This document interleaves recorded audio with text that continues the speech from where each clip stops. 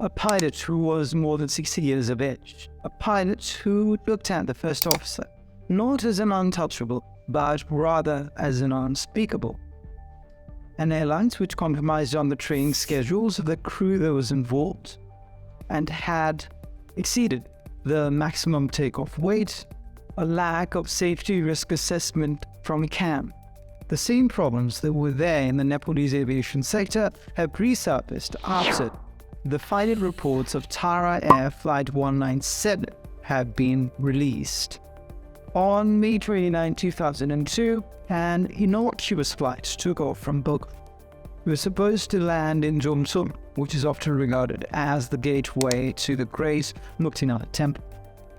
On board were 2 Germans, 4 Indians, and a total of 16 Nepalese. But the plane did not reach its final destination. Crashed in a cliff of Sunsared at an altitude which was about 4,000 meters. The aircraft was desecrated, and so were the bodies of everybody that was in the flight. One of the striking things that was mentioned in the report was a term which is known as cockpit crew gradient. It refers to the fact that the first officer and the pilot didn't really get along too well. It's been known that in the Nepalese aviation sector, the pilot tends to dismiss the advice of all of the first officers. Maybe the first officer did not voice his concerns as strongly as he should have, but there is a culture of subservience, and this difference of attitude is often referred to as cockpit crew gradient. So what were the chief findings in this particular report? First is that the plane was supposed to have a maximum takeoff weight of 12,500 pounds. But there was an additional 116 pounds or so of material. And something like that also took place in the helicopter incident that we had involving the first and the only helicopter pilot of our country, Priya Adhikari, near the Dhaulagiri base camp. The second key findings of this report was what we talked about earlier. The pilot was not in the mood of receiving any of the advice from the first officer. And when the pilot did realize that the first officer might have been right, it was too late to recover the aircraft. And as we said earlier, the pilot might not have been the one to blame fully. After all, the co-pilot could have been a lot more assertive to warn the pilots.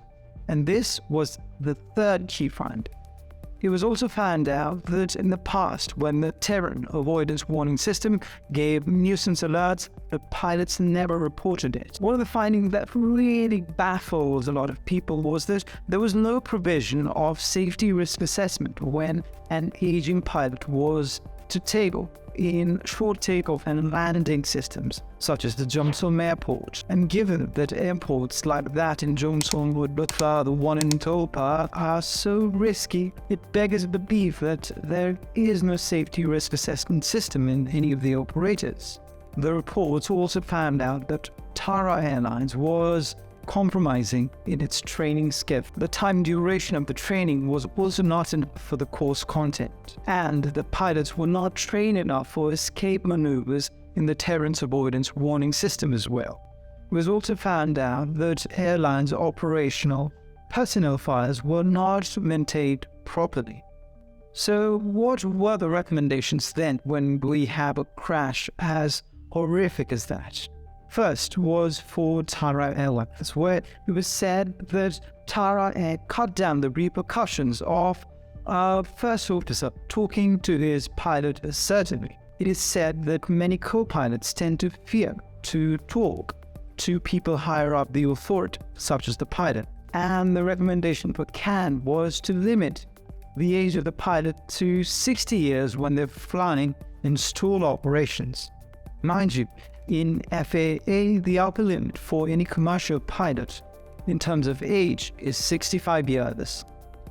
And for other operators, it was suggested that the inspection of the terrain avoidance warning system be done independently so that it is configured correctly and can give proper charts to pilots and co-pilots.